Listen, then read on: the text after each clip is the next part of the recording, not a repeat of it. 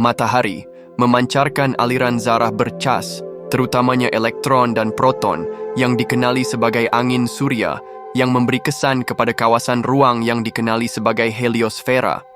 Angin surya ini membentuk heliosfera, sebuah gelembung besar yang meluas jauh di luar orbit planet-planet dalam sistem surya kita. Titik di mana tekanan angin solar seimbang dengan tekanan bahan antara bintang dikenali sebagai heliopause. Bahan dari bintang-bintang lain mempengaruhi ruang di luar heliosfera, di mana pengaruh matahari mula berkurang.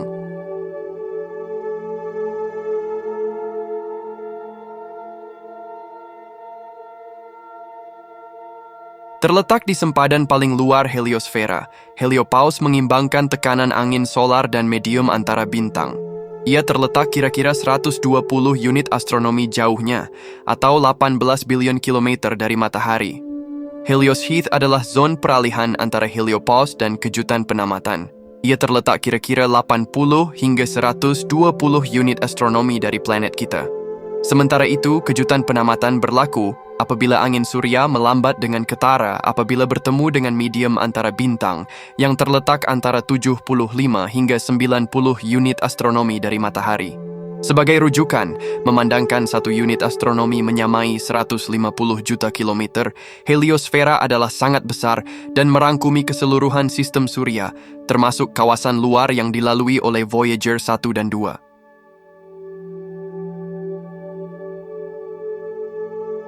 Melalui beberapa mekanisme penting, heliosfera mengurangkan zarah tenaga tinggi dari ruang antara bintang melindungi sistem surya.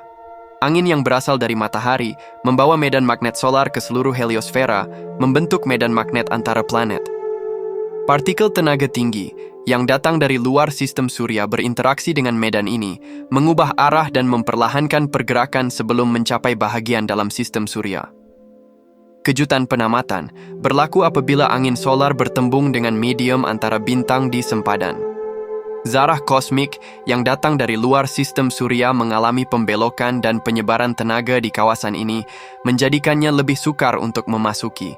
Heliopause adalah sempadan luar heliosfera, di mana tekanan angin surya dan medium antara bintang adalah sama. Sebelum zarah tenaga tinggi yang datang dari luar sistem surya, seperti sinaran kosmik dari galaksi, boleh memasuki sistem surya, medan magnet heliosfera akan memantulkan atau membelokkan mereka. Apabila sinaran kosmik memasuki heliosfera, mereka berinteraksi dengan medan magnet solar dan kekacauan angin solar. Ini mengakibatkan kehilangan tenaga dan perubahan arah. Dalam proses ini, bilangan zarah dan tenaga yang sampai ke planet-planet dalam sistem solar berkurangan. Disebabkan oleh mekanisme ini, heliosfera berfungsi sebagai perisai semula jadi untuk sistem surya, mengurangkan pendedahan kepada zarah tenaga tinggi yang datang dari luar, seperti sinaran kosmik dari galaksi. Pancaran kosmik ini boleh memberi kesan kepada kedua-dua atmosfera planet dan sistem elektronik yang terletak di angkasa lepas. Medan magnet solar memancarkan zarah tenaga tinggi dari luar sistem solar, terutamanya sinaran kosmik galaksi. Angin solar membawa medan magnet matahari ke seluruh sistem surya, membentuk medan magnet antara planet.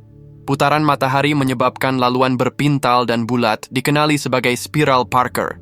Laluan berpusing dan tidak linear medan magnet menjadikannya sukar bagi zarah tenaga tinggi dari luar sistem surya untuk melaluinya. Ini membawa kepada pemerangkapan atau penolakan banyak zarah. Medan magnet yang mengalir dari angin surya berinteraksi dengan radiasi kosmik dari luar sistem surya semasa ia bergerak melalui heliosfera. Interaksi ini menyebabkan penyebaran dan pembelokan zarah, mengubah arah mereka dan menyebabkan lebih sedikit zarah sampai ke planet-planet dalaman. Dalam kitaran aktiviti solar selama 11 tahun, medan magnet matahari berubah. Medan magnet menjadi lebih kuat dan lebih kompleks semasa tempoh aktiviti solar yang tinggi. Ini meningkatkan perlindungan terhadap radiasi kosmik. Proses modulasi kosmik menyebabkan zarah tenaga tinggi kehilangan tenaga kinetik mereka apabila cuba memasuki heliosfera. Apabila tekanan angin solar dan medium antara bintang seimbang, heliopause adalah sempadan heliosfera. Medan magnet matahari masih cukup kuat di kawasan ini untuk menghalang kebanyakan sinaran kosmik daripada memasuki sistem surya. Secara amnya, medan magnet matahari melalui heliosfera memantul, membelok, dan mengurangkan tenaga zarah-zarah luar dalam sistem suria. Kejutan penamatan berlaku dalam heliosfera dalam, di mana interaksi dengan medium antara bintang menyebabkan kelajuan angin suria tiba-tiba turun dari supersonik kepada subsonik. Ia memainkan peranan penting dalam mengalihkan dan mengagihkan tenaga zarah kosmik dari luar sistem suria. Angin suria bergerak pada kelajuan tinggi, juga dikenali sebagai kelajuan supersonik, sebelum ombak mencapai titik kejutan. Angin suria menjadi perlahan dan menjadi bergelora apabila ia berlanggar dengan rintangan medium antara bintang. Angin suria juga mengubah arah dan keamatan medan magnet, menghalang zarah kosmik daripada memasuki medan. Oleh itu, gangguan dan pesongan zarah kosmik dari luar sistem suria mungkin berlaku. Gelombang kejutan terminal ialah kawasan di mana zarah kosmik bertaburan disebabkan interaksinya dengan medan magnet dan plasma angin suria. Ia juga merupakan zon perubahan halaju. Perubahan dramatik dalam medan magnet rantau ini boleh memantulkan kembali zarah kosmik bertenaga tinggi dari heliosfera. Sebelum sampai ke bahagian dalam sistem suria, Anda perlu melalui laluan yang lebih panjang dan kompleks. Oleh itu, kehilangan sebahagian daripada tenaga mereka menjadikan zarah kosmik kurang berbahaya. Kebanyakan zarah tidak boleh memasuki sistem suria. Zarah mengalami gangguan magnetik dan perlanggaran dengan zarah angin suria apabila ia melalui gelombang kejutan terminal, menyebabkan tenaganya berkurangan secara beransur-ansur. Tenaga zarah yang berasal dari luar sistem suria dikurangkan sebelum ia mencapai kawasan dalam sistem suria, satu proses yang dikenali sebagai modulasi kosmik. Mengurangkan kesan sinaran kosmik pada angkasawan dan planet dalam sistem suria adalah matlamatnya. Ia menapis zarah tenaga tinggi hanya sebahagian kecil untuk masuk. Angin suria sangat bergelora di kawasan gelombang kejutan terminal disebabkan oleh tekanan medium antara bintang. Dengan gangguan ini, kecekapan penyebaran zarah kosmik meningkat. Akibatnya, tenaga asal menjadi lebih sukar untuk memasuki sistem suria. Kesannya ialah hanya zarah tenaga yang sangat tinggi boleh mengatasi halangan ini.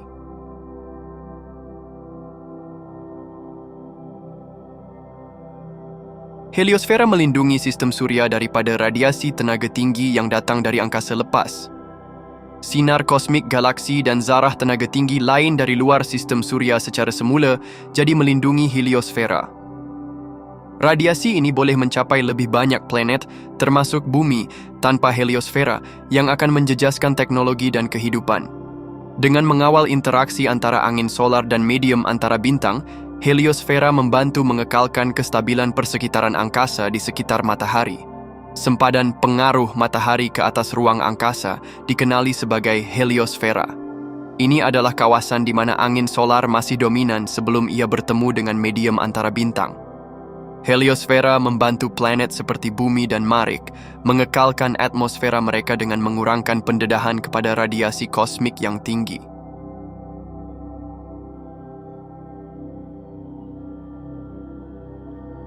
Radiasi solar adalah istilah untuk radiasi elektromagnet yang dipancarkan oleh matahari. Terdapat pelbagai jenis cahaya seperti sinar X, cahaya ultraviolet, dan cahaya tampak.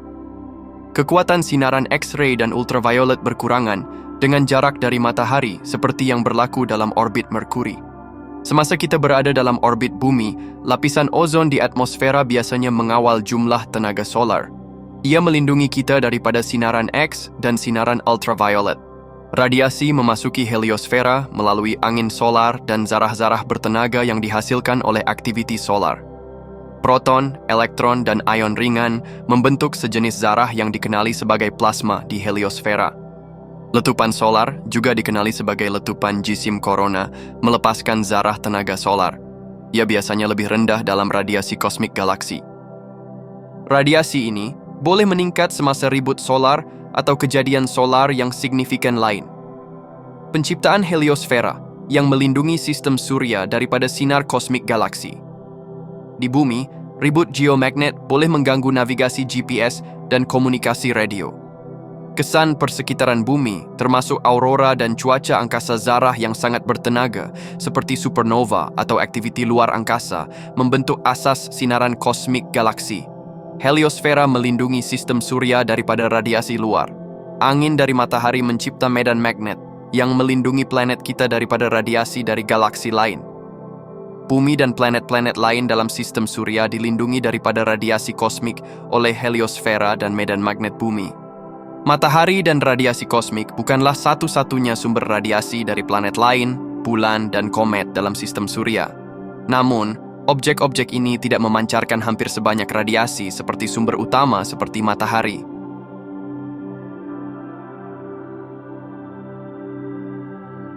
Tahap radiasi yang boleh diterima untuk manusia berbeza-beza. Sebagai contoh, bumi boleh menerima 0,1 hingga 10 milisievert setahun. Radiasi kosmik, udara, makanan, dan tanah adalah sumber utama radiasi semula jadi. Dengan radiasi latar belakang yang tinggi, dos tahunan purata adalah sekitar 2,4 milisievert. Dalam jumlah yang normal, tanda-tanda ini tidak menimbulkan ancaman kepada kesihatan. Sementara itu, angkasawan dan juru terbang di ISS terdedah kepada sinaran pada ketinggian tinggi semasa penerbangan. Apabila terbang pada ketinggian tinggi, dos tahunan purata adalah antara 20 dan 80 milisievert. Orang yang terbang pada ketinggian tinggi boleh menerima 5 milisievert setahun. Sementara itu, angkasawan di stesen angkasa antarabangsa menerima tahap radiasi 40 kali lebih tinggi daripada di bumi, kira-kira 80 milisievert setahun. Walaupun medan magnet bumi melindungi mereka, radiasi adalah lebih kuat daripada di permukaan bumi. Pada masa yang sama, setiap misi bulan menghasilkan radiasi antara 300 dan 1000 milisievert. Sebagai contoh, semasa misi Apollo selama 2 minggu, angkasawan menerima purata 300 milisievert. Letupan solar mempunyai potensi untuk meningkatkan dos kepada 1000 milisievert, yang merupakan tahap berbahaya jika berlaku semasa operasi. Pengesanan dos melebihi 500 milisievert boleh meningkatkan risiko kanser. Dos sebanyak 1000 milisievert boleh menyebabkan kerosakan DNA, tetapi ia tidak menyebabkan kematian. Perjalanan sehala ke Marikh menghasilkan kira-kira 600 hingga 1200 milisievert radiasi setiap kali. Untuk perjalanan sehala, dosnya adalah 600 milisievert dan untuk perjalanan pergi balik 1200 milisievert. Akibatnya, risiko kanser meningkat sebanyak 5% hingga 10% selepas misi. Marikh akan menerima 250 milisievert setahun jika permukaannya tidak mempunyai medan magnet dan atmosfera yang tebal. Namun, radiasi di luar heliosfera adalah antara 2.000 dan 10.000 milisievert setahun. Berada di luar heliosfera mendedahkan manusia kepada lebih banyak radiasi kosmik galaksi berbanding berada di ISS atau Mars.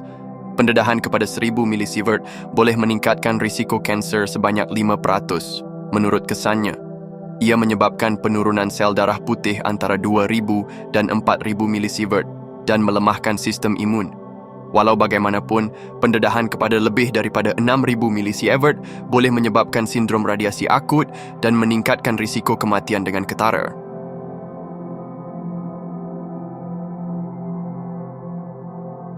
Disebabkan oleh persekitaran di luar heliosfera yang sangat berbeza dengan di dalamnya, jika manusia atau kapal angkasa bergerak melepasi heliosfera dan memasuki ruang antara bintang, perubahan akan berlaku.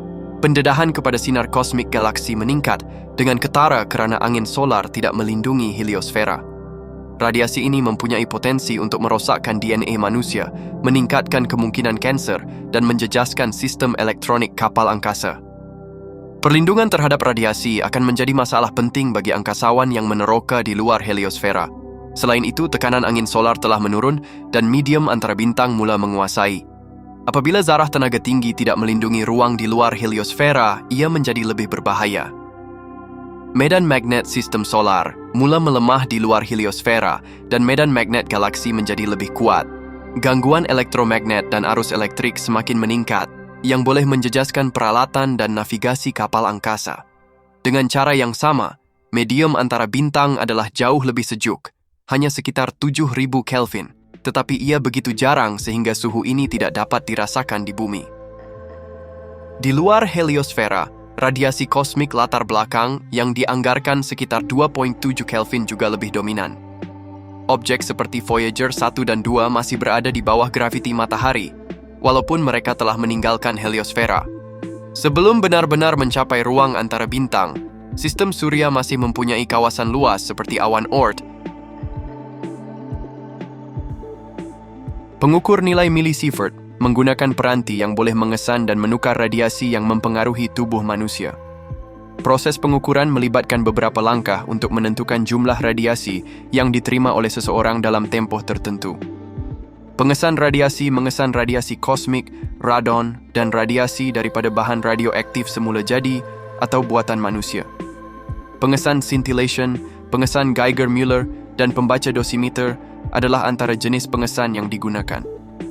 Keadaan tubuh manusia dipengaruhi oleh pelbagai jenis sinaran, seperti sinaran gamma atau beta.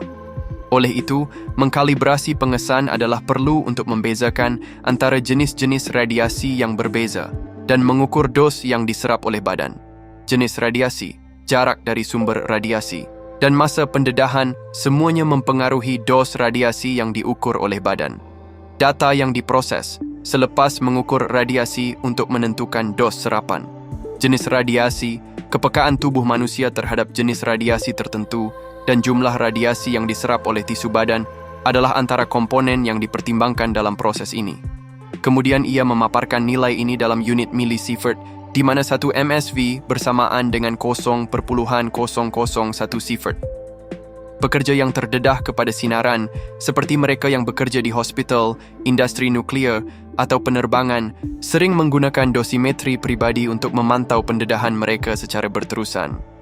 Peranti dosimetri ini mengukur radiasi dari semasa ke semasa dan merekodkan hasilnya dalam millisievert.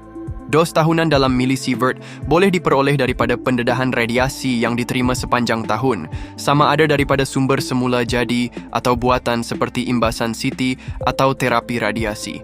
Purata dos latar belakang semula jadi di kebanyakan negara adalah sekitar 2 ke 3 millisievert setahun untuk pengira Geiger yang mengukur radiasi beta, gamma, dan sinar X. Penggunaan dosimeter individu untuk mengukur pendedahan radiasi dalam pelbagai keadaan. Penggunaan pemantau radiasi udara untuk mengukur tahap radon atau radiasi kosmik di udara.